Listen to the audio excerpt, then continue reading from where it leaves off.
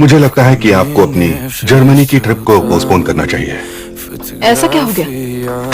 आपका white blood cell count बहुत कम है और रिसर्च इंस्टीट्यूट भी इस हालत में ट्रीटमेंट करने से मना कर देगा।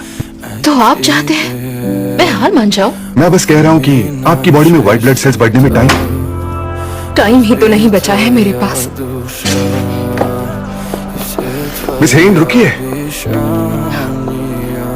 डॉक्टर पार्क, मैं बिल्कुल ठीक हूँ। मुझे कोई दर्द नहीं हो रहा। काश दर्द होता तो इस ट्यूमर के बारे में पहले ही पता चल जाता।